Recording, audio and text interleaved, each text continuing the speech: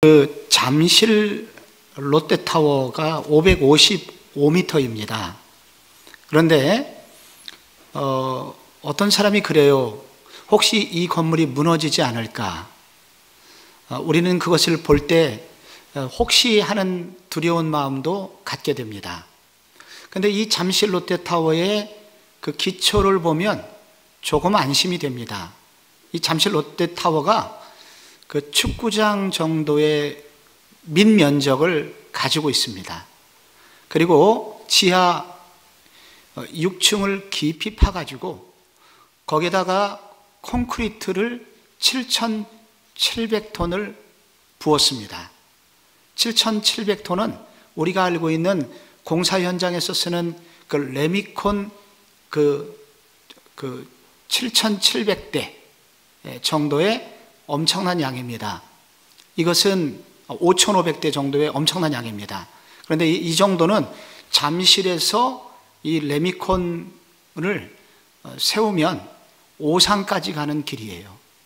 그 정도로 엄청난 양의 콘크리트를 거기다 들이붓고, 그리고 그것이 견고하게 마른 후에 그 위에 시공을 한 것입니다. 기초가 튼튼해야 높이 올라갈 수가 있습니다. 우리의 신앙생활도 신앙생활을 집으로 비유한다면, 우리 신앙생활을 좀 빌딩으로 비유한다면, 어떤 분은 초가집을 지을 수 있겠고, 어떤 분은 양옥집을 지을 수도 있겠고, 어떤 분은 저층의 빌딩도 지을 수 있고, 어떤 분은 아파트처럼, 어떤 분은 높은 빌딩처럼 지으실 수 있겠죠. 높이 올라가려면 기초가 튼튼해야 됩니다. 그 기초는 무엇인가? 바로 성경입니다. 그런데 이제 그 성경에 이 우리의 신앙생활의 기초가 되는 성경대학에 여러분이 입문을 하신 것입니다. 그래서 이 성경대학을 통해서 여러분의 신앙의 기초를 든든히 하면 우리의 신앙이 높이 올라갈 수가 있게 됩니다. 그 기초 중에서도 기초가 지난주에 배웠던 성경의 권위와 오늘 구약의 배경에 관한 것입니다.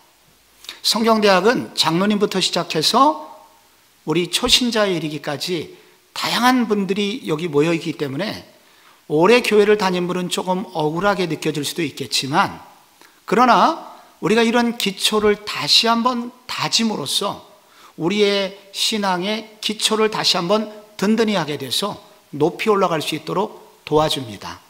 그래서 우리 모든 신앙의 연륜과 상관없이 우리 겸손하게 성경대학에 함께 임했으면 좋겠습니다. 성경은요 66권으로 되어 있지 않습니까? 구약 39권에다가 신약 27권, 천국과는 전화번호 66국에 3927 이렇게 외웠습니다. 그런데 이 구약의 39권을 저희 올해 1년 동안 배우게 되는데, 이 구약 39권이 네 큰 줄기를 이루고 있습니다. 그것이 여러분이 이제 가지고 계신 책에 자세히 나와 있거든요. 여러분이 가지고 있는 책 18쪽을 한번 보시기 바랍니다. 여기에 보시면 구약 성서 배경해서 거기에 여러분이 구분이 되어 있습니다. 먼저 율법서가 나오고, 그 다음에 역사서가 나오고, 세 번째 시가서가 나오고, 선지서가 나옵니다. 여러분 여기 율법서가 나오죠? 율법서는 5권입니다. 창세기, 출애굽기, 레위기, 민수기, 신명기. 성경에서 맨 처음에 나오는 5권의 책, 이것이 바로 율법서입니다. 그 다음에 두 번째로 나오는 그 줄기가 역사서입니다. 역사서는 뭐가 있을까요? 여호수아, 사사기, 룻기를 비롯해서 에스더에 이르는 그런 12권의 책을 역사서라고 합니다. 또 한 줄기가 시가서입니다. 욥기, 시편, 잠언, 전도, 아가서와 같은 이와 같은 줄기를 이 시가서라고 말하죠. 그리고 네 번째로 선지서가 있습니다. 우리가 선지자들의 이름 이사야나 예레미야나 다니엘이나 에스겔이나 여러분 이런 분을 아실 거고요. 또 익숙하진 않겠지만 호세아, 아모스, 요엘, 오바댜 등등의 이 12명의 선지자들이 쓴 책, 이 소선지서 12권이 나오게 됩니다. 그래서 큰 4줄기로 되어 있습니다. 어느 그 교회에서 잘난 체하기 좋아하는 집사님께서 목사님한테 그랬대요. 목사님, 요즘 나온 그 베스트셀러인 김혜자 씨가 쓴 꽃으로도 때리지 말라 읽어보셨나요? 안 읽어봤는데요. 아, 우리 목사님 큰일 났네. 그거 나온 지 6개월도 넘었는데 지금 베스트셀러예요. 그래서 목사님이 그랬다고 그럽니다. 집사님, 아모스를 혹시 읽어보셨나요? 그게 뭔데요? 아유, 집사님 큰일 났네. 이거 나온 지 2700년도 넘었는데 아직도 안 읽어보셨어요? 지금 집사님이 들고 있는 성경책 안에 있습니다. 우리는 교회 생활을 오래 해도 이렇게 성경의 어떤 부분이 이게 성경책 안에 있는지 없는지도 모른 채 신앙생활을 할 수가 있습니다. 여러분께서 이번 구약 성경대학을 진행하면서 여러분이 이전에 익숙하지 않았던 성경을 알게 되고 깨닫고 거기서 깊이 있게 주님을 만나는 시간이 됐으면 좋겠습니다. 먼저 첫 번째 우리가 알고 있는 이 율법서라고 하는 첫 번째 다섯 권의 책을 모세가 썼다고 해서 이게 별명이 모세오경 이렇게 부릅니다. 이 모세오경은 모든 것의 시작입니다. 그래서 여기에 천지 창조, 모든 것의 시작이니까 우주가 창조된 얘기가 나오고 거기에 인간의 창조가 나옵니다. 그리고 첫 번째 인간의 첫 번째 타락이 나옵니다. 그리고 이스라엘의 기원, 시작이 나옵니다. 그리고 이스라엘에게 첫 번째로 주셨던 율법이 나옵니다. 모든 것의 시작에 관한 책, 이것이 바로 모세오경 율법서입니다. 이 율법서를 히브리 사람들은 토라 이렇게 부릅니다.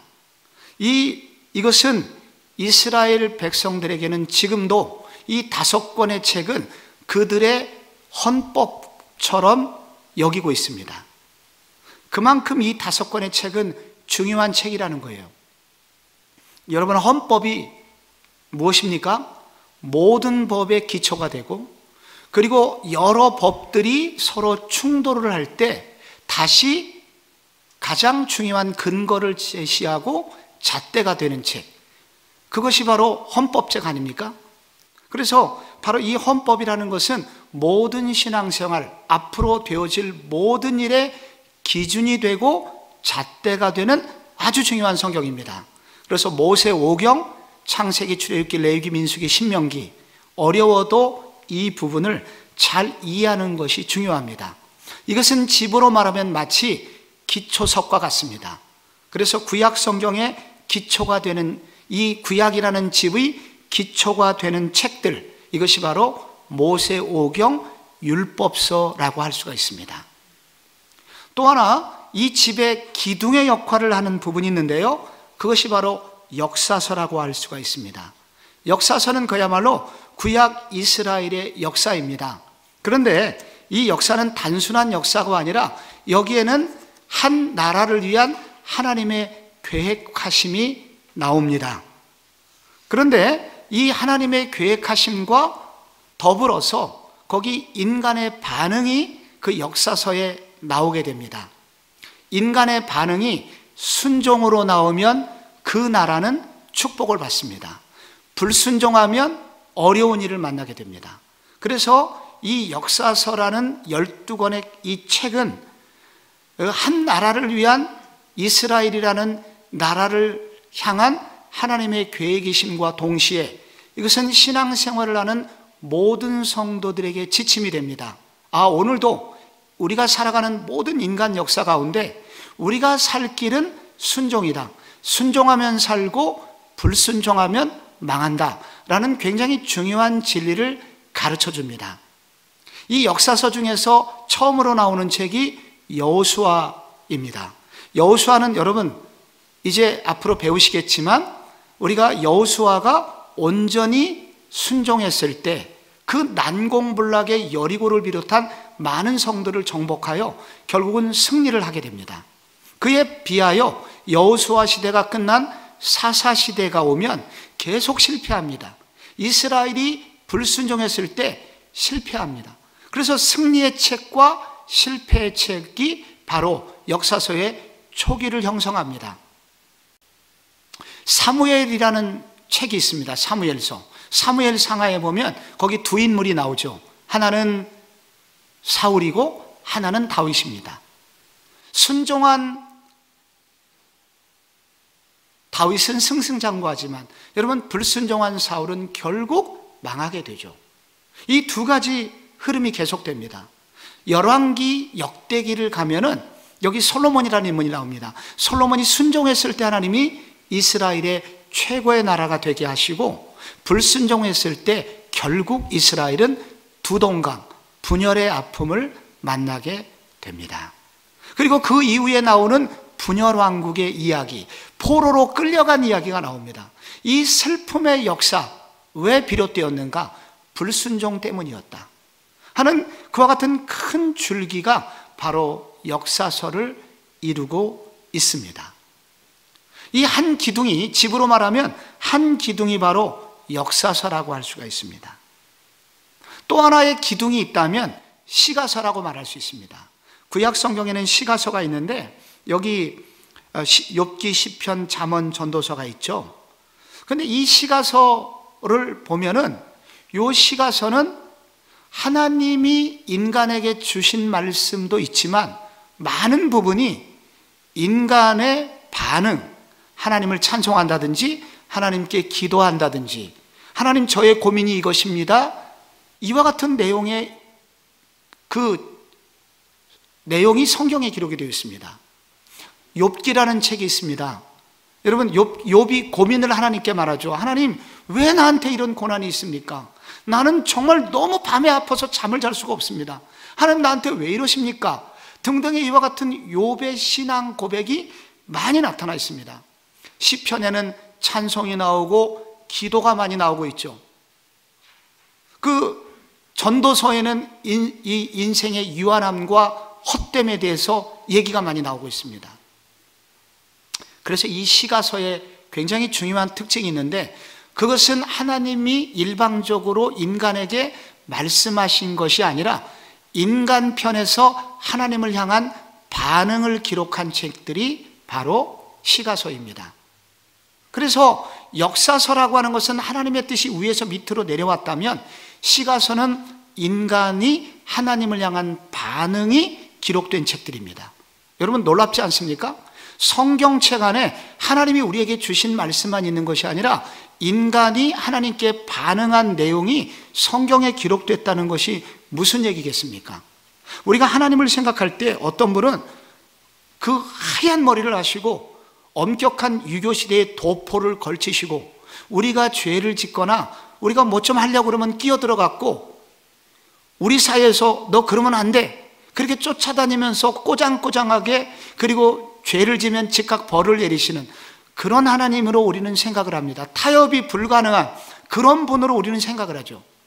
그런데 성경의 이 시가서를 읽으면 그렇지 않습니다. 하나님께서는 굉장히 폭이 넓으시고 얼마든지 우리와 협상이 가능한, 대화가 가능한, 그리고 우리의 깊은 아픔까지 헤아리시면서 우리의 실패까지 이해하시면서 우리의 목소리를 들으시는 하나님에 대해서 나옵니다. 그래서 이와 같이 인간의 반응을 기록한 책들, 이것이 바로 시가서라는 멋진 책들입니다. 가을에 여러분하고 이 부분은 공부를 하게 될 것입니다. 그리고 지붕에 해당하는 것이 있는데 선지서라는 책입니다. 선지서에는 소위 그 선지자의 예언에 기록된 양에 따라서 대선지서가 있고 소선지서가 있습니다. 그리고 시기적으로 보면 이스라엘 백성들이 망해서 포로로 끌려가던 포로 전, 그리고 포로를 전후한 선지서가 있고, 그리고 포로 후기의 선지서들이 있습니다. 이 선지자들의 얘기는 그겁니다. 선지자들은 너희들 이렇게 살면 망합니다. 여러분, 하나님의 말씀을 어기면 망합니다. 우리 지금이라도 정신을 차려야 됩니다. 이것이 포로로 끌려가기 전에 이스라엘을 향한 선지자들의 외침이었습니다. 그러다가 포로로 끌려가기 직전에, 그리고 포로로 끌려가는 모습을 본 현장에 있었던 선지자들이 있습니다.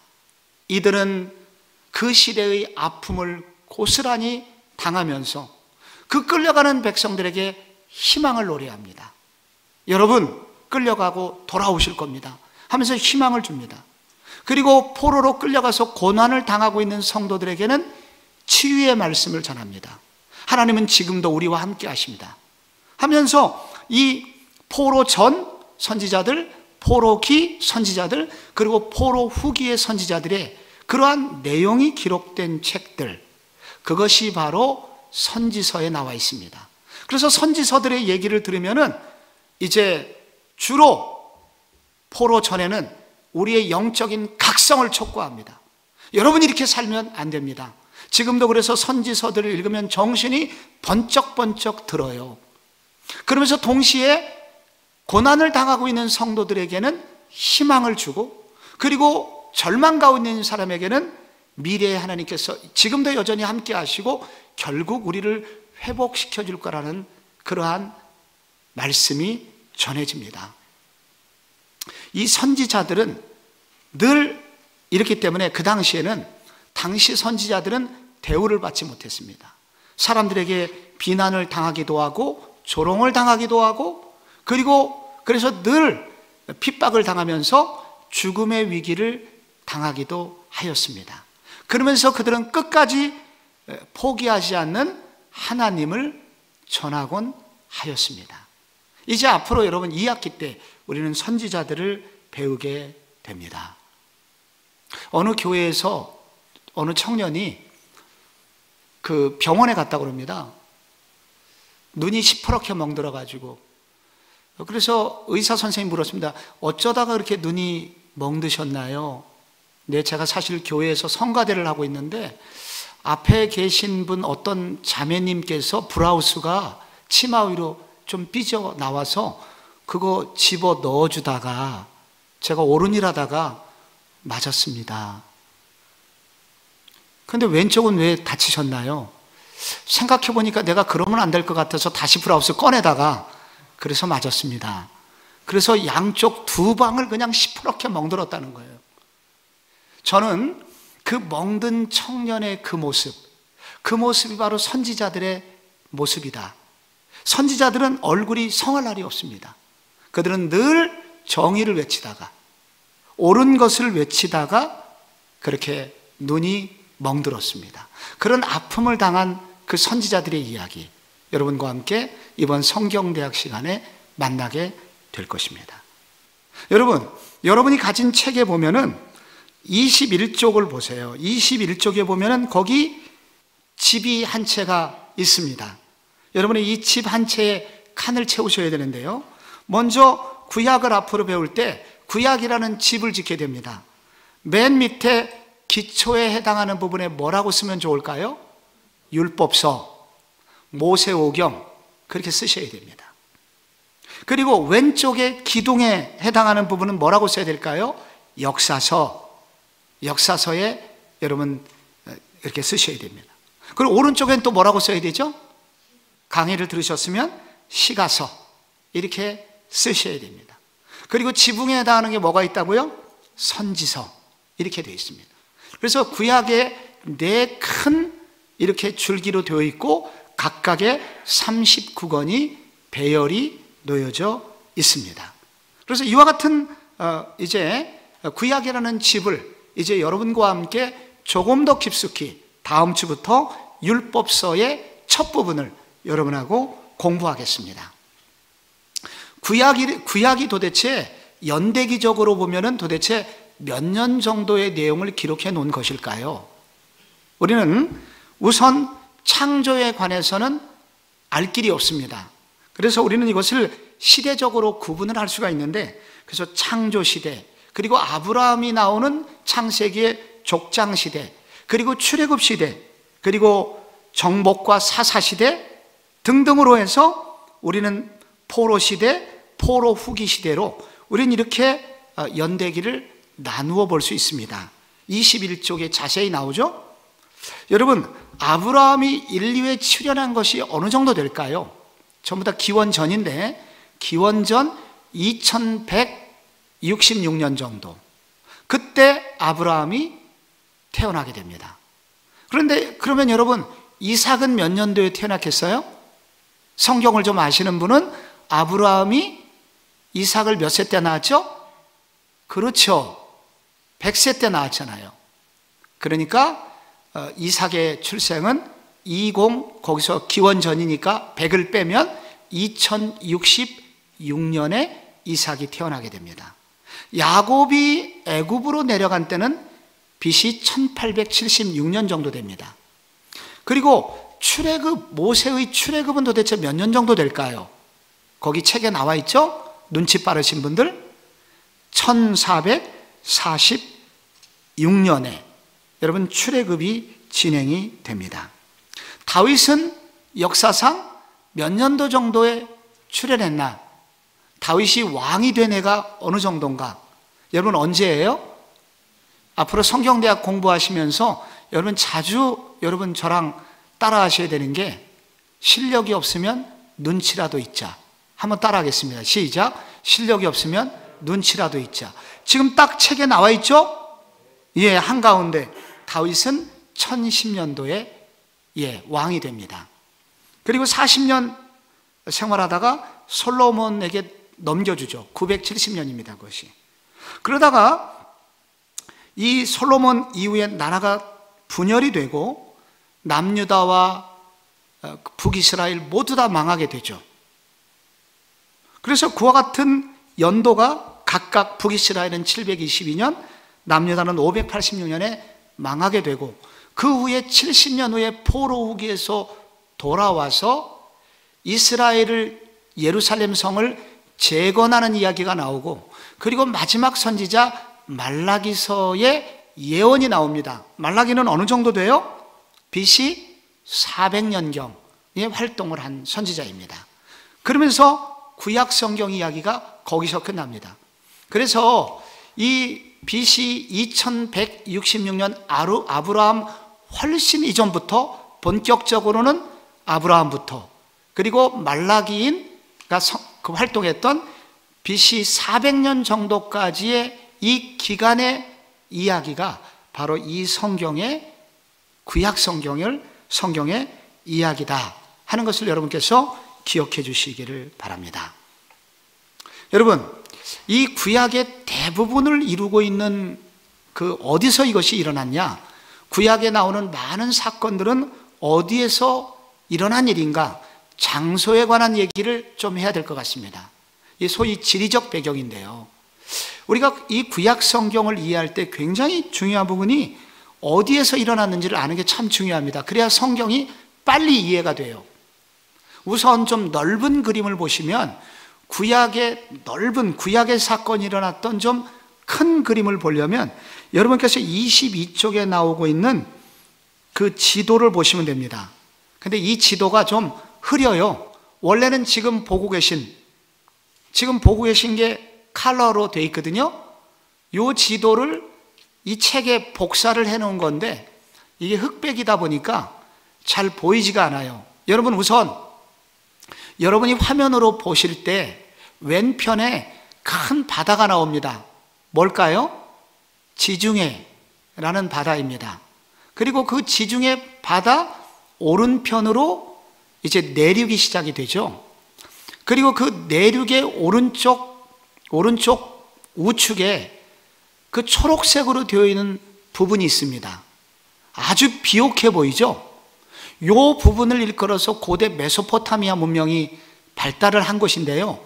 왜 이렇게 색깔이 파라냐면 여기에 굉장히 중요한 중동의 두 강, 티그리스 강과 유프라테스라는 유명한 강이 두 개가 흘러가고 있습니다.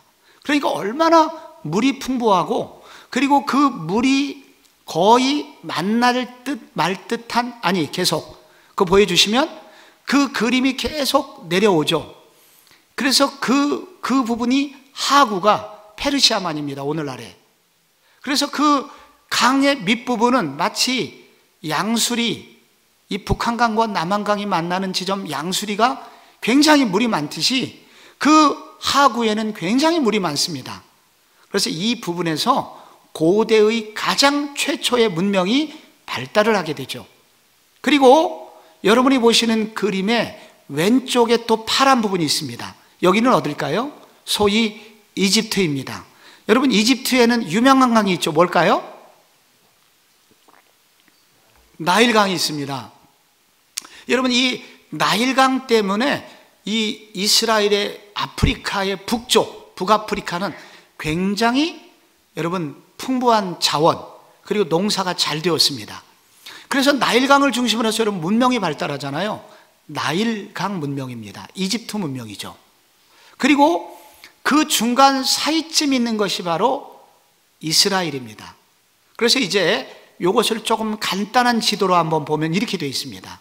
여러분 보시게 되면은, 여러분 오른쪽에 그 티그리스 유브라데스 강이 만나는 페르시아만 부분에 있는 부분, 뭐라고 되어 있죠? 거기가 바로 어떤 지역이냐면 우르라는 지역입니다. 아브라함의 고향 갈대아 우르입니다. 그리고 이 갈대아 우르로부터 시작해 갖고 이번 그림, 이 지도에서 굉장히 좀 초록색으로 표현된 부분을 따라 올라가다 보면 강 상류쯤에 뭐가 있냐면 하란이 있습니다. 그리고 왼편으로도 계속해서 평야지대가 놓여져 있죠. 여러분 보시기에 저 초록색만 보면 마치 뭐처럼 보이냐면 이렇게 모자처럼 보이기도 하고요, 멍해처럼 보이기도 한데, 저 부분을 비옥한 초승달 지역이다 이렇게 부릅니다. 그래서 고대 메소포타미아 문명이 발달됐습니다. 그래서 이 지역을 차지하는 나라가 중동의 패권을 쥐고 있었습니다. 그래서 성경의 고대 구약 시대의 이야기의 대부분은 바로 이 메소포타미아, 소위 중동의 패권을 가진 사람들과, 그리고 왼쪽 파란색, 이제 이게 머리로 치면 왼쪽 귀 정도 있는 부분에 약간의 파란색이 가느다랗게 되어 있는 지중해 변 있죠. 요게 이제 이스라엘의 일부인데요. 바로 이 지점, 요 지점에 있는 이스라엘이 중동의 패권에 의해서 늘 좌우됐습니다. 그리고 또 한 나라 애굽이라고 하는 이집트의 나일강 문명, 요 사이에 이 이스라엘이 끼어 있었기 때문에 이 이스라엘은 늘 열강의 침략지가 되었습니다. 그래서 구약에서 굉장히 중요한 세 지점이 있는데, 바로 갈대아 우르라는 지점, 바벨론이죠, 고대. 그리고 일종의 이스라엘이 핵심이 있고요, 그 다음에 왼편에 애굽이라는 지역, 요 세 개의 지역이 있는 것입니다. 우리가 창세기를 읽다 보면은 하란 얘기가 나옵니다. 아브라함이 갈대아 우르에서 하나님의 말씀을 듣고 너는 본토 친척 아비집을 떠나라 그랬는데, 완전히 떠나지 못하고 하란이라는 곳에서 꽤 오랜 시간을 머물러 있게 됩니다. 왜 못 떠났겠습니까? 바로 이 갈대아 우르라고 하는 메소포타미아 문명, 굉장히 좋은 당시의 최고의 문화적 혜택을 받는 지역의 끝부분이 하란이어서 이것을 떠나면 새로운 문명으로 가야 돼요. 그러니까 이것은 너무도 두려운 일이었습니다. 비교가 적절했으면 좋겠는데, 우리나라로 말하면은 이 부산을 일종의 갈대아 우르라고 한다면, 여러분 마치 서울 혹은 의정부 정도까지가 하란에 해당합니다. 넘어가면 어떻게 돼요? 북한이 됩니다. 그럼 전혀 다른 나라예요. 문화가 전혀 달라요. 무섭고 겁나죠. 그래서 아브라함이 두려움 속에 있었습니다. 그런데 하나님은 그것을 이해해 주셨습니다. 참아 주셨습니다. 그래서 아브라함이 그 처음부터 완전한 순종을 한 것은 아니지만 하나님은 참아주시고 기다리셨고 결국 아브라함이 나중에는 가나안 땅까지 오게 됩니다. 그래서 우리의 신앙생활 중에도 하란이 있습니다. 처음에 완벽하게 순종하지 못하는 일이 생기지만 그러나 우리가 조금씩 하나님의 말씀을 따라가면 결국은 가나안 땅에 도달하게 될 것이다. 그래서 여러분, 부족해도 순종해야 됩니다. 처음에 에디슨이 전구를 발명했을 때는 촛불보다도 어두웠습니다. 내가 새롭게 전구를 발명했는데 초를 켜놓은 것보다 밝지 않아요. 새로운 걸 발명했는데 이게 뭐야? 실망을 합니다. 여러분, 자동차가 처음 나왔을 때는 마차하고 경주를 했을 때 마차보다도 느렸습니다. 이게 뭐야? 아무것도 아니죠. 그런데 여러분, 그 첫 번째 발명품을 통해서 결국 우리가 이렇게 밤에도 놀랍게 환한 세상이 되었고 이렇게 5G 시대가 된 거예요. 우리가 참 하란까지 용기를 내는 거, 첫 번째 순종을 하는 게 이렇게 중요합니다. 여러분이 성경대학에 오늘 이번에 입문을 하신 거 너무 잘하신 겁니다. 성경대학 입문했다고 해서 당장 여러분 성경의 박사가 되는 건 아니잖아요. 그러나 여러분이 성경을 통해서 조금씩 알아가려고 노력하면 여러분 어느새 우리도 신앙에 우리 누구 못지않은 신앙의 깊은 경지에 도달할 수가 있습니다. 한 걸음씩 우리 함께 승리하는 여러분들 되시기를 바랍니다. 여러분, 여기 우리가 이 팔레스타인, 이 소위 그 이스라엘을 일컬어서 팔레스타인 이렇게 부릅니다. 팔레스타인은 사실은 이게 블레셋이라는 이름인데요. 이 팔레스타인 이 지역이 여러분 가지고 있는 지도 23쪽의 지도가 있습니다. 이 지도도 원래는 여러분 화면에 보듯이 이렇게 나와 있는데 복사해서 거기에 넣다 보니까 좀 작아졌어요. 그래서 여러분이 지도를 보시면서 우선 큰 그림을 이해하는 게 중요합니다. 앞으로 성경을 읽으실 때 이게 굉장히 중요하고 여러분이 가능하시면 성서지도 책을 이제 성경대학에서 졸업을 하실 때 선물로 주는데 이 지도책이 매우 중요해요. 지도와 함께 성경을 읽으셔야지 이해가 됩니다. 여러분, 우선 저게 이스라엘 지금 현재 지도거든요. 지도를 딱 보시면 여러분 그 밑부분에 큰 파란색 웅덩이가 나옵니다. 고구마처럼 생긴. 이거 뭐예요? 사해바다입니다. 사해바다를 따라서 쭉 올라가게 되면은 위에 조그만 호수가 또 하나 나오죠. 파란색. 갈릴리입니다. 그래서 여러분께서 이 이스라엘을 생각하실 때 앞으로 머릿속에는 이 북쪽에는 갈릴리 호수와 그리고 요단강이 흘러내리고 남쪽에는 사해바다가 있다는 것을 여러분이 머릿속으로 그림을 그리셔야 돼요. 그래서 요단강을 중심으로 해갖고 요단강 오른쪽을 요단 동편, 그리고 왼편은 요단 서편, 이것이 바로 서편은 곧 본토를 말합니다. 이스라엘의 주요한 얘기가 전부 다 바로 본토에서 벌어지는 일이죠. 그래서 여러분이 이 부분을 지도를 이해하시는 것이 매우 중요해요. 지금 여러분이 보고 있는 지도는 길이가 563km입니다. 그런데 이렇게 긴데 이 길이는요 서울과 부산보다 길어요. 그런데 폭은 얼마나 되냐? 계속 지도를 보여주시면 동서의 길이는 97km밖에 되질 않습니다. 그래서 이 면적은 우리나라 강원도 정도 면적밖에 되지를 않습니다. 비행기 활주로처럼 생겼어요. 그런데 여러분, 이렇게 면적이 작음에도 불구하고 이 지형이 매우 복잡하고 길이는 굉장히 길기 때문에 기후도 다르고, 그리고 이 지형이 굉장히 복잡하게 되어 있는데 그 어떤 지형들마다 특색이 너무 달라서 여러분이 이 부분을 이해하시는 게 매우 중요합니다. 제가 여러분하고 요거를 좀 단면도를 좀 보여드릴게요. 단면도를 보시면 여러분께서 지금 그 유대의 단면도인데 이게요. 그러니까 여러분이 거기 요단강 협곡이 보이실 겁니다. 깊이 들어가 있는 부분이 요단강인 거예요. 요단강. 그리고 저 왼쪽 끝에 부분이 어디겠습니까? 당연히 그 지중해 부분이죠. 그런데 여러분이 보시면은 높이가 어떻게 되어 있어요?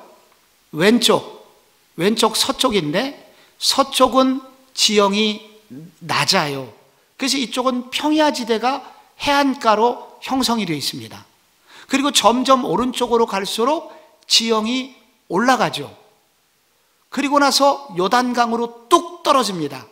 그리고 요단강 동편이 더 높아요. 그래서 이쪽 요단 동편은 고원지대로 형성이 되어 있습니다.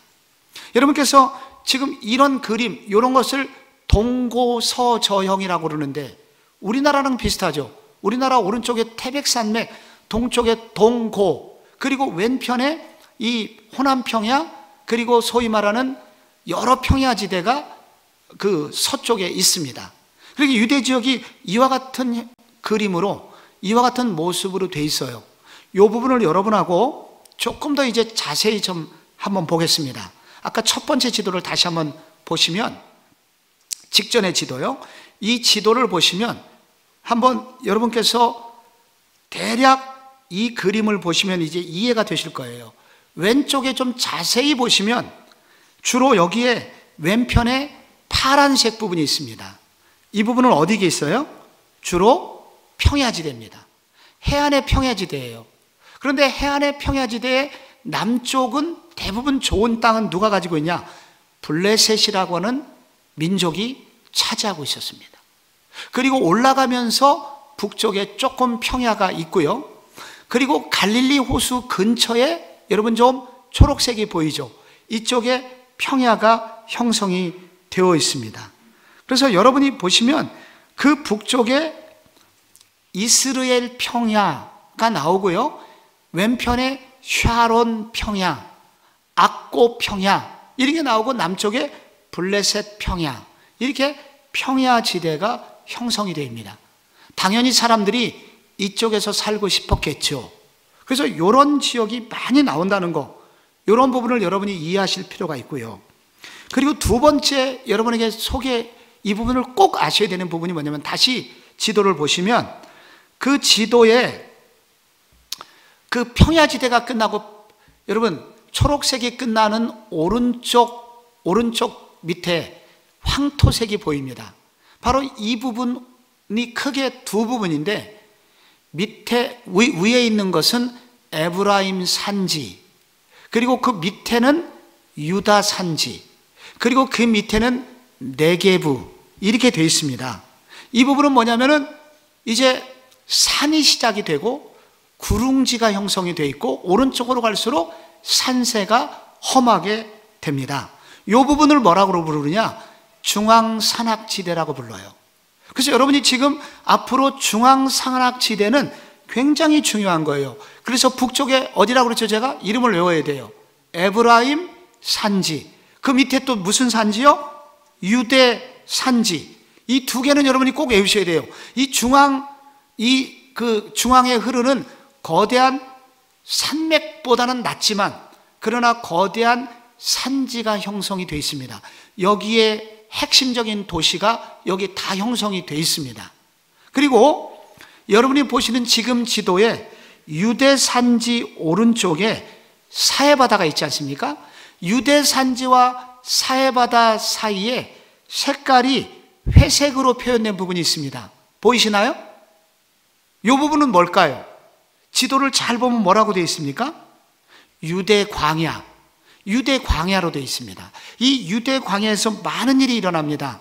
그래서 여러분이 이 유대 광야 지역도 머릿속에 사진을 한번 찰칵 찍어 놓으세요. 그리고 요단강이 흐르고 요단 오른쪽에 트랜스 요르단, 요단 동편이 형성이 됩니다. 그러니까 큰 줄기로 말하면 여러분 그 지중 해변가로 평야지대가 있고, 그 다음에 그 다음 오른편으로 꽤 굵은 선으로 산지, 중앙산악지대가 형성이 되고, 그리고 그 오른쪽 밑으로는 유대 광야가 있고 요단강 협곡이라고 그럽니다. 그 굉장히 깊은 협곡이 있고 요단강이 지난 오른편, 요단 동편이 있다는 거죠. 여러분, 이제 저와 함께 조금 더 이제 본문으로 좀 넘어와 볼게요. 여러분, 우선 해안 평야지대를 잠깐 여러분이 가지고 있는 책을 보시면은, 여러분 가지고 있는 책 24쪽을 보십시오. 24쪽에 보시면 지역별 특징 1, 해안 평야지대가 있습니다. 거기 뭐가 있어요? 악고 평야, 이스라엘 계곡, 그 다음에 뭐가 있어요? 샤론 평야, 블레셋 해안이 있습니다. 이게 다 평야들이에요. 평야. 여러분 사진을 좀 보십시오. 지금 이스라엘 지금 현재 사진입니다. 평야지대에 지금 샤론 평야, 이스라엘 북쪽에 있는 이스라엘 평야, 샤론 평야, 그 다음에 블레셋 해안가, 굉장히 아름다운 지역, 비옥한 지역이 해안가들입니다. 사진에서 보듯이 비옥한 평야지대예요. 여러분, 엘리야가, 여러분께서 그 열왕기상 18장에 보면 엘리야가 850대 1로 전투를 벌인 곳 있죠. 어디예요? 기억 안 나세요? 갈멜산, 맞아요. 갈멜산. 갈멜산은 바로 북쪽 해안가하고 붙어 있습니다. 그래서 갈멜산 오래 딱 올라가게 되면 지중해가 보여요. 그래서 그 갈멜산 오른쪽이 이스라엘 평원이 보입니다. 굉장히 평야지대가 있죠. 그 평야지대에 갑자기 우뚝 솟은 산이 갈멜산이에요. 그래서 성경에 보면요, 엘리야가 850대 1로 선지자, 그 바알과 아세라 선지자를 이긴 다음에 그들을 죽여라 그러거든요. 근데 어디서 죽여라 그러냐면 열왕기상 18장 읽어볼게요. 18장 40절에 거기 이렇게 나옵니다. 자막에 나오죠. 엘리야가 그들을 어디로 데려다가? 기손 시내로 내려다가 거기서 죽이니라. 이 기손 시내가 어디겠어요? 바로 이스라엘 평원에 흐르는 강 이름입니다. 기손 시내 강. 이 시내 중에서는 굉장히 큰 시내죠. 열왕기상 21장에 보면은 그 아방이 속에 애간장이 녹습니다. 나봇이라고 하는 사람이 가진 포도원이 너무 좋아갖고 그거를 갖고 싶은데 가지지 못해가지고 안달복달하고 있죠.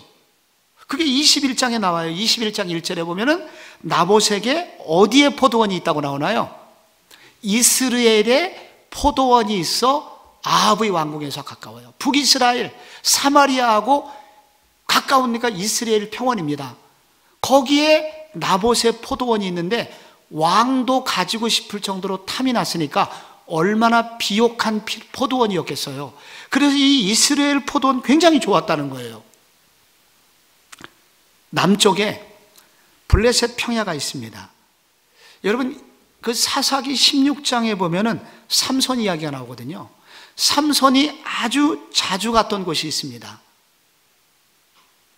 그래서 이 삼손이 어떤 여자한테 넘어가죠. 이 여자가 목소리가 아주 매혹적이고 목소리가 들릴라 말라 해서 이름이 여러분 아시죠? 누구예요? 네, 그 들릴라라는 여자였잖아요. 이 들릴라의 고향 어딜까요? 소래골짜기인데요. 사사기 16장 4절에 보면 이렇게 나오죠.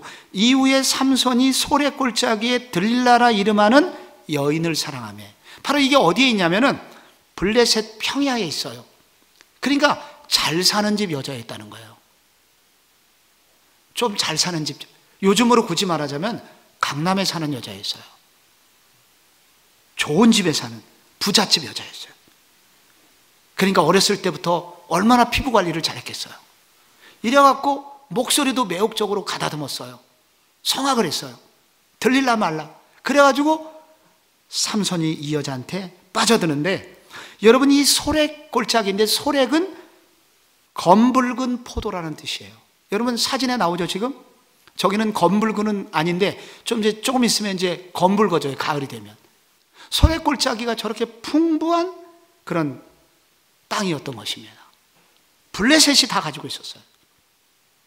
이 근처에 또 엘라 골짜기라고 있는데, 엘라 골짜기는 지금 보시는데, 이 엘라 골짜기는 그 유명한 싸움, 다윗과 골리앗이 전쟁이 여기서 벌어졌습니다. 그러니까 이 비옥한 땅을 놓고 경쟁이 매우 치열했던 거예요. 성경에 굉장히 중요한 전쟁들은 이 지역에서 많이 생깁니다. 돈이 있으니까, 땅의 문제이기 때문에 풍부함을 놓고 치열하게 싸우는 거예요. 그렇지 않아요, 여러분? 가난한 집에는 화목이 있어요. 그러나 재벌가의 후손들에게는 날마다 싸움이 있어요. 이것이 끝없는 분쟁이죠. 성경의 싸움도 평야지대를 앞에 두고 싸움이 많이 생깁니다. 여러분, 우리가 중요하게 살펴봐야 되는 두 번째가 중앙산악지대입니다. 아까 중앙산악지대에서는 꼭 기억할 게 있다고 그랬죠. 에브라임 산지, 유대 산지. 이 중앙산악지대는 보통 해발 500m에서 700m 정도 되는 거예요. 그러니까 500에서 700m는요 어느 정도 될까요? 여러분, 그냥 남산 정도 해발로 치면 이제 우리가 좀 남산보다 이제 조금씩 높아지는 거예요. 그 정도의 산들입니다. 그런데 이곳에 바로 주요한 도시와 소위 말하는 기도의 처소, 성소들이 자리를 많이 잡고 있습니다. 여러분, 우리 서울에서는 보통 이렇게 보통 좋은 집들은 평지에 있지만 진짜 비싼 집들은 어디 있습니까? 여러분, 성북동 혹시 평창동 이런 데 가보셨습니까? 이런 데 가보면은 비버리 힐스 들어는 보셨죠? 이게 다 구릉지에 있어요. 높은 지대에 있습니다. 그래서 고대의 좋은 집들은, 도시들은 다 이와 같이 500에서 700고지 정도 되는 위치에 자리 잡고 있습니다. 그래서 이 중앙선지가 매우 중요해요. 그래서 이 북쪽의 이 중앙성지에는 이 사람들이 모여 살기 좋은 모든 조건을 갖추고 있습니다. 우선 500에서 700m니까 초지, 목초지가 많아요. 양떼들을 여기서 먹일 수가 있습니다.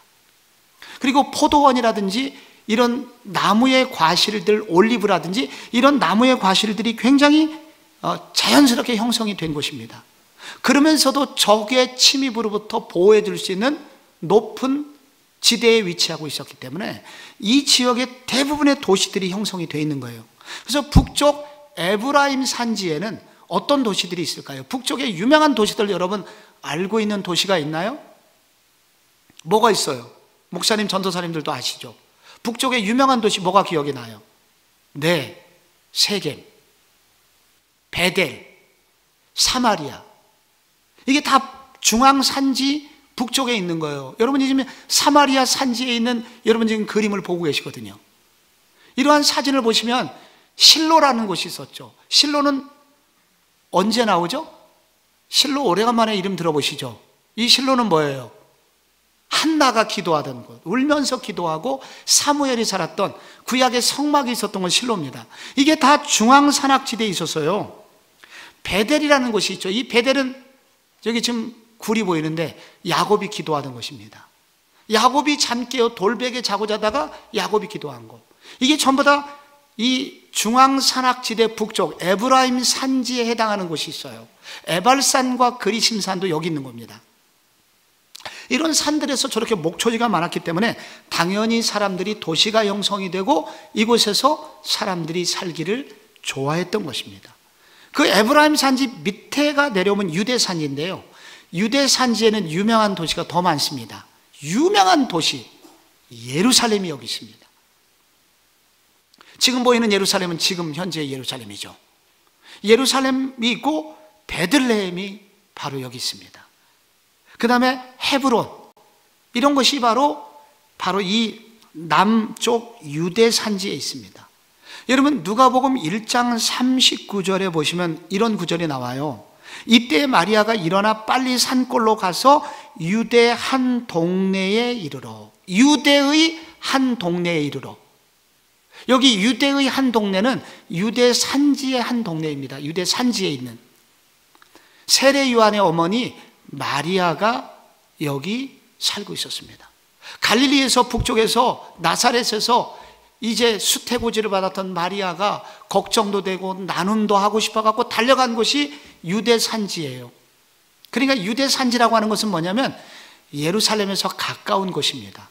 그래서 이 유대 산지는 이 세례 요한의 이 탄생한 곳을 에인 케렘이라고 그래요. 에인 케렘. 오늘날도 이 세례 요한의 탄생 교회가 바로 여기에 있거든요. 지금 여러분이 보고 계신 곳입니다. 이것이 바로 어디에 있냐면 유대 산지에 있습니다. 그래서 여러분이 시편 46편에 보면 이런 구절이 있어요. 하나님은 우리의 피난처시요 힘이시니 환난 중에 만날 큰 도움이시라. 이거는 뭐냐면은 시인이 예루살렘을 보고 노래를 지은 거예요. 예루살렘을 보기만 해도 든든해, 피난처야. 왜? 높은 산 위에 성이 있거든요. 그리고 밑에는 깊은 계곡이 있어요. 그러니까 적군이 쳐들어와도 쉽게 정복당하지 않아요. 저 큰 군대 아시리아와 바벨론이 와도 여러분 이 오랫동안 버텨낼 수 있었던 것은 뭐냐면 이와 같은 지형 때문이었던 것입니다. 한 700m, 600에서 700m 고지에 예루살렘이 있기 때문입니다. 바로 이 지역이 산지, 중앙산악지대였다는 거예요. 아마도 다윗이 여호와는 나의 목자시니 내게 부족함이 없으리로다. 그가 나를 푸른 초장에 누이시고 쉴만한 물가로 인도하시. 이런 시들은 어디서 나왔겠어요? 중앙산악지대를 누비면서 다윗이 경험한 은혜, 바로 중앙산악지대에 있었다는 거죠. 여러분, 여기서 중앙산악지대가 유대 산지가 끝나고 굉장히 중요한 지점이 하나 있다 그랬죠. 아주 회색지대로 되어 있었던 거, 사회바다 사이에 있던 거 뭐였죠? 유대 광야였죠. 유대 광야라고 하는 것은 여러분, 이 유대 광야는 그림에서 좀 보세요. 이렇게 생겼어요. 돌산이 많습니다. 사람이 살질 않아요. 이 돌산이 끝도 없이 펼쳐져 있어요. 그래서 이곳에는 많은 굴들이 있습니다. 그래서 이곳에 이 다윗이 사울의 눈을 피해서 도망갔던 곳, 이게 바로 유대 광야예요. 바로 이 지점에서 도망을 갔던 거예요. 많은 굴 속에 숨었던 거예요. 여러분, 혹시 다윗이 억울하고 눌리고 눈물 흘리는 사람들을 불러 모았던 동굴 이름 아세요? 어디예요? 아둘람이죠. 아둘람 굴이 어디 있겠어요? 실력이 없으면 뭐가 있으라고? 눈치가 있어야 되는데 지금 어디 얘기하고 있어요? 유대 광야 얘기를 하고 있잖아요. 유대 광야에 있는 거예요. 이 엔게디 광야라는 넓은 지역 중에 한 동굴, 아둘람 굴이 있는 거예요.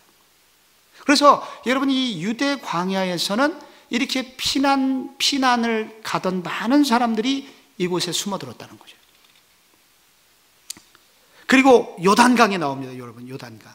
이 요단강은 굉장히 깊은 협곡이에요. 근데 이 요단강의 특징은 뭐냐면은 이 요단강과 갈릴리 바다는 그 다음에 사해 바다는 굉장히 낮아요. 그 해수면보다 보통 200m 이하 지점입니다. 그래서 바다가 죽은 바다예요. 그래서 사해 바다가 됩니다. 지금도 사해 바다는 장정인 우리도 가서 누우면 둥둥 떠다닐 정도로 그렇게 죽은 바다로서 염분이 많은 그런 곳입니다. 이 요단 계곡이 흐르고 그리고 사해 바다와 북쪽에 갈릴리가 있어요. 그런데 이 갈릴리 바다는 굉장히 아름다운 요새지고 물이 풍부했기 때문에 그 주변에 많은 인구들이 살고 있고 지금도 가장 살기 좋은 곳이 아니 갈릴리 지역이라는 겁니다. 그리고 강을 건너면 요단 동편이 나옵니다. 이 요단 동편은 오늘날로 말하면 그 높은 고원지대, 아까 굉장히 고원지대였잖아요.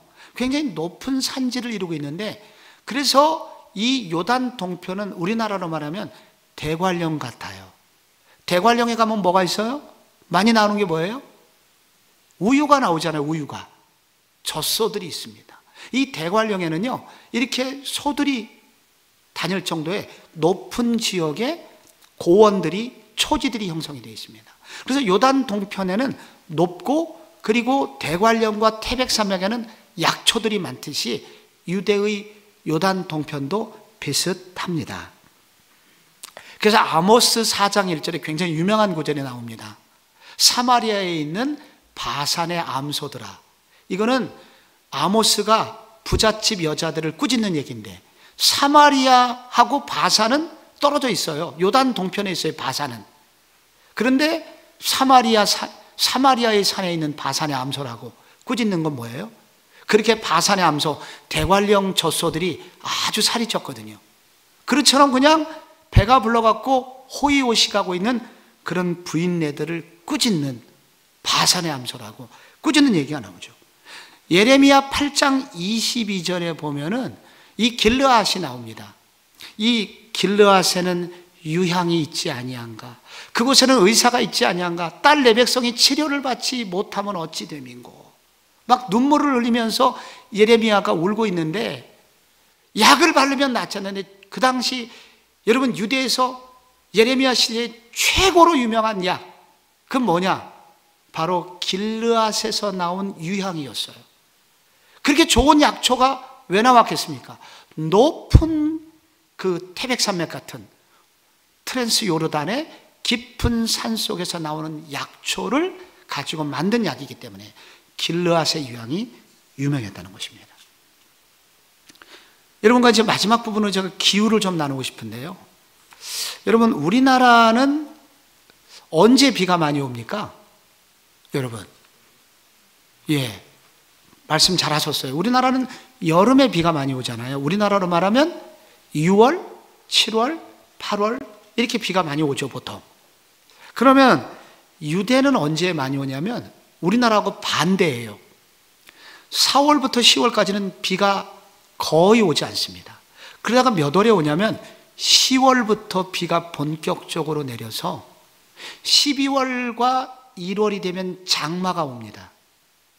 그리고 4월까지 내려요. 4월 초까지 내립니다.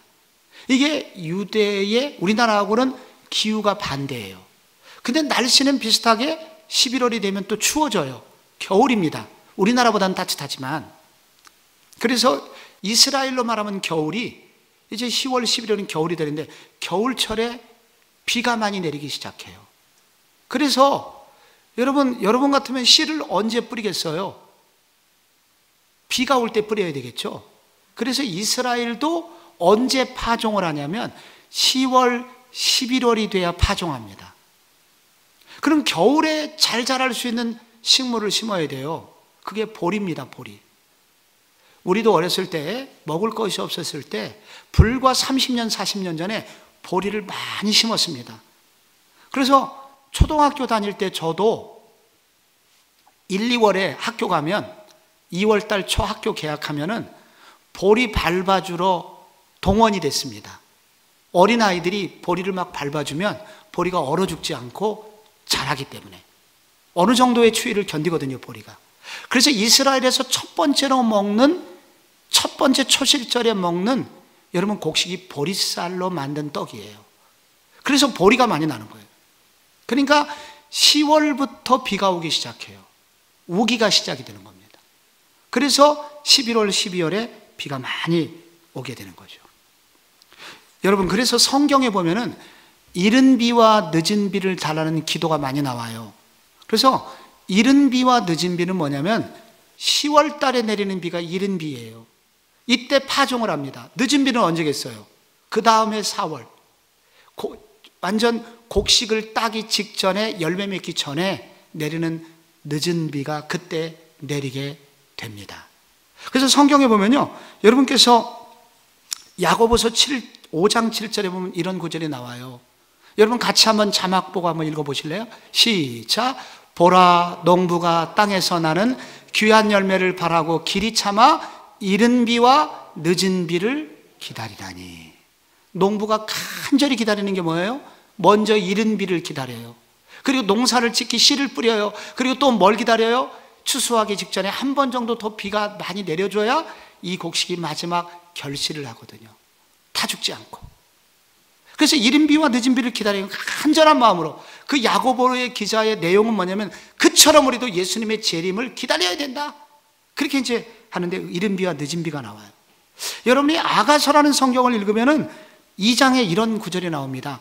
겨울도 지나고 비도 그쳤고 지면에는 꽃이 피고 새의 노래할 때가 이르렀는데 반구 비둘기 소리가 우리 땅에 들리는구나. 여기 겨울도 지나고 비도 그쳤고, 겨울하고 비가 함께 나와요. 왜 그래요? 겨울에 비가 오니까. 그래서 겨울이 비가 그치면 겨울도 끝나요. 그렇기 때문에 겨울이 끝나면 비도 그치고 이제 물기를 머금은 건기의 시작 초, 그때가 가장 상쾌한 시간입니다. 얼마나 좋겠어요. 그것이 바로 이스라엘의 봄을 말하는 것입니다. 이스라엘 땅에 어려움이 한 가지가 있습니다.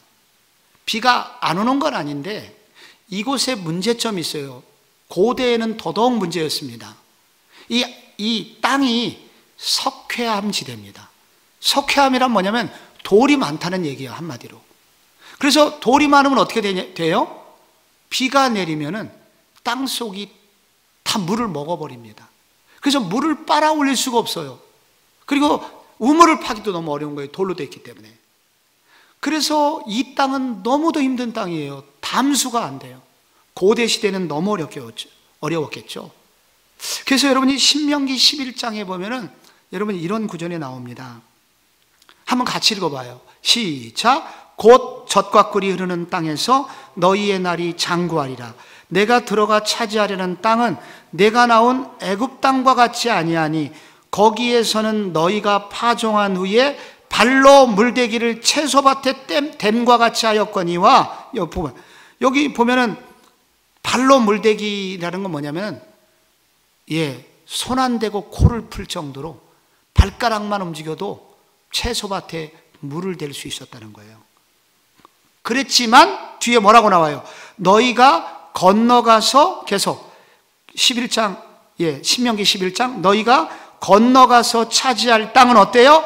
산과 골짜기가 있어서 하늘에서 내리는 비를 흡수하는 땅이에요.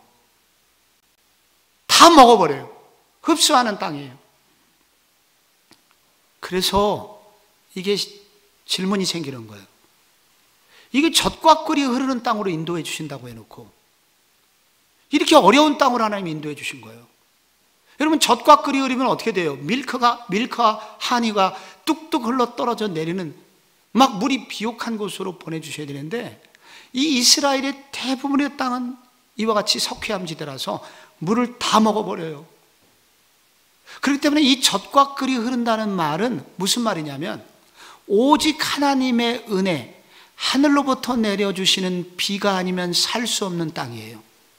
그래서 하나님의 은혜만을 절대적으로 의존하고 그래서 하나님으로부터 내려오는 축복을 받아서 누리는 그러한 땅, 그게 바로 젖과 꿀이 흐르는 땅입니다.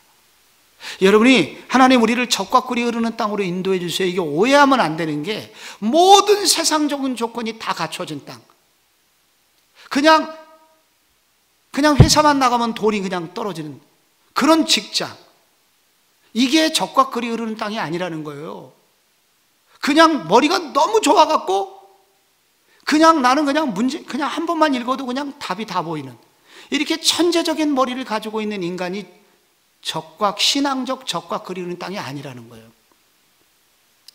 젖과 꿀이 흐르는 신앙, 결국 젖과 꿀이 흐르는 땅을 주셨다는 얘기는 뭐냐면은 끊임없이 하나님을 의존할 수밖에 없어서 하나님을 찾게 되고 그래서 하늘로부터 내려오는 은혜를 받지 않고는 살 수 없는 사람들, 그런 장소, 그게 젖과 꿀이 흐르는 곳이라는 것입니다.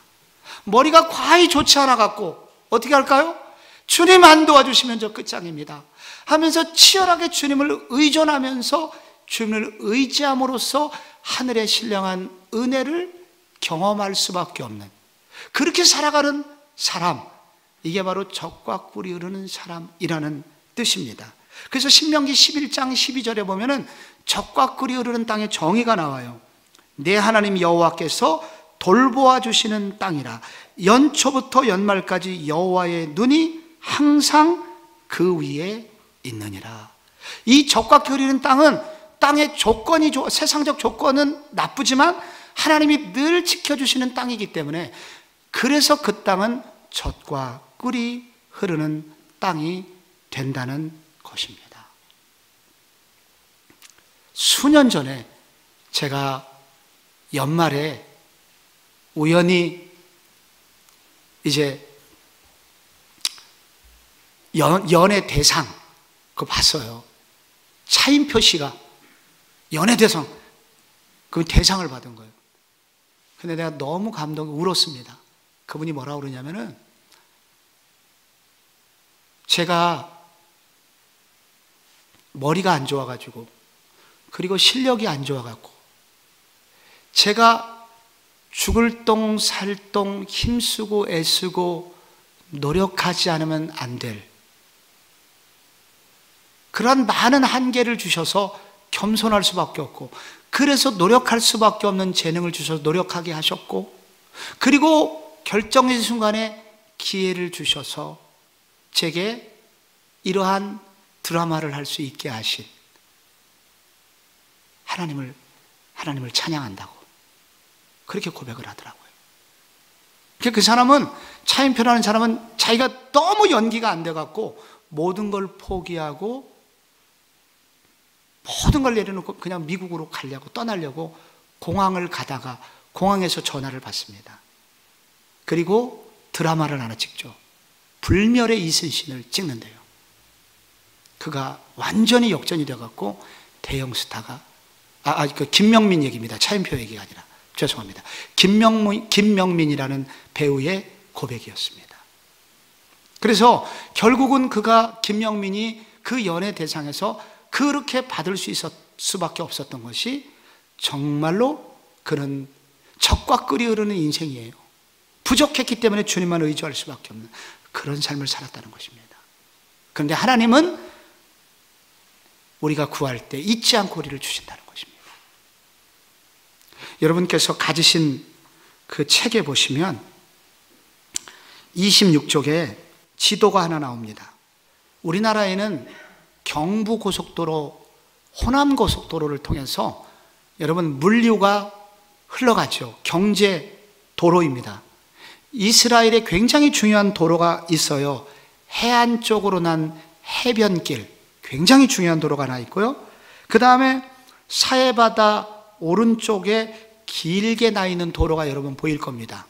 이거를 킹스 하이웨이, 왕의 대로라고 합니다. 왕의 대로는 왕의 마차가 지나갈 정도의 고대의 넓은 길이라고 그래서, 바로 이 두 길을 통해서 많은 사람들이 오르내리는데 무역이 활발하게 일어나게 되고, 그래서 이 이스라엘 땅에 많은 외국인들이 들어올 수 있는 구조를 가지고 있습니다.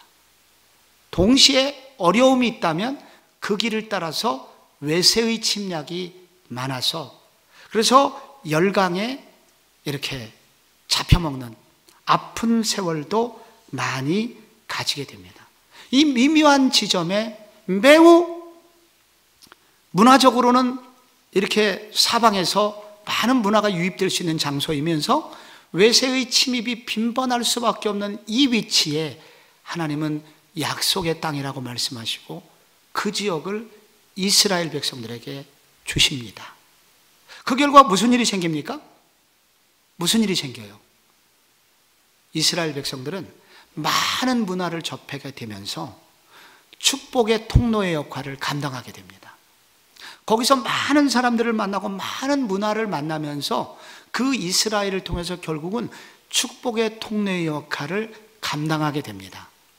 예를 들자면 사도 바울 같은 사람 생각해 보십시오.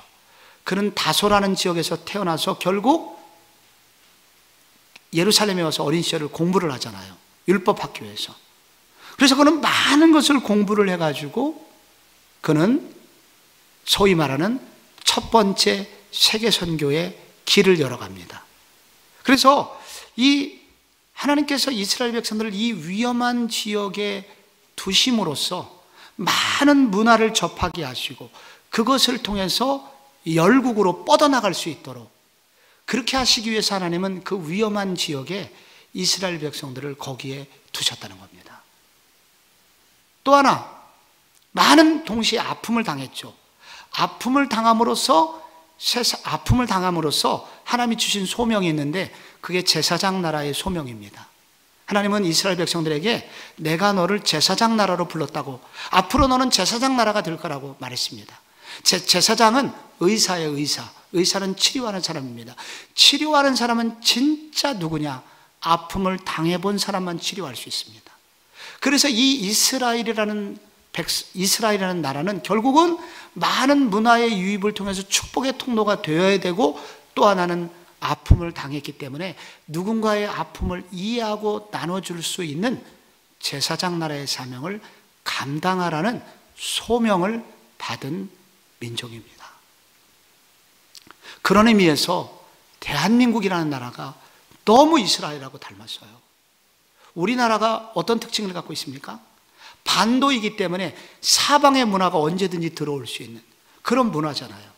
그래서 축복을 받기만 하고 우리가 잘하기만 한다면 전 세계로 뻗어나갈 수 있는 힘이 있고, 지금도 우리나라는 사실은 밖으로 수출을 하지 않으면 먹고 살 수 없는 나라예요.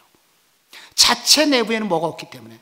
그래서 그렇지만 많은 문화가 들어왔다가 나갈 수 있는 곳입니다. 그래서 우리나라가 잘 쓰임을 받으면 열방을 구원할 수 있는 나라가 됩니다. 동시에 우리가 많은 침략의 아픔을 당합니다. 지금까지 우리나라는 913번 정도의 외세의 침략을 받았어요. 너무 아파요. 그런데 그렇기 때문에 동시에 많이 아팠기 때문에 다른 나라를 이해할 수 있는, 치료해 줄 수 있는 민족이기도 합니다. 그래서 사실 우리나라, 여러분 아시듯이 우리나라 선교사들이 외국에서 너무나 많은 인기를 가지고 있습니다. 여러분, 다른 아프리카라든지 제3세계 국가 가면 영국이나 프랑스 다 식민 지배를 받았고, 네덜란드의 지배를 받았고, 미국의 통치를 받았기 때문에 다 싫어하는데 코리안이 가면 좋아합니다. 아픔을 당해봤기 때문에, 눈물이 있기 때문에. 저는 우리 성도들 중에서도 이스라엘 같은 사람이 있다는 것을 발견합니다. 우리 성도님들 중에서도 이스라엘 같은 사람이 있어요. 이스라엘 민족 같은 사람이 있어요. 많은 상처와 아픔이 있는 그런 분들이 있습니다. 많이 당한 사람들이 있습니다. 그런데 이것이 슬픔이기만 되는 것이 아니라 하나님이 우리를 향한 계획이 있습니다. 제사장 나라가 되기 원하시는 소명이 있는 사람입니다. 그리고 축복의 통로가 되기를 원하는 하나님의 소원이 있는 것입니다. 우리 모두 그러한 소명으로 부름받았습니다. 그렇게 쓰임받기를 바랍니다. 여러분, 이제 여러분 성복중앙교도 생각할 때 강북의 초입에 성복중앙교를 주셨습니다. 왜 여기에 두셨을까? 생각해야 됩니다. 축복의 통로가 되죠. 강북 땅을 변화시키는 교회가 되어야 되죠. 우리 교회 아픔을 당한 사람이 많이 찾아오십니다. 왜 이런 분이 많겠어요? 이 땅을 치유하라고 그런 소명을 주신 줄 압니다. 우리 이 성경을 배워가면서, 여러분 앞으로 1년 동안 성경을 공부하면서 이렇게 주님의 깊은 뜻을 체험할 수 있는 그런 복된 한 학기 되시기를 축복합니다.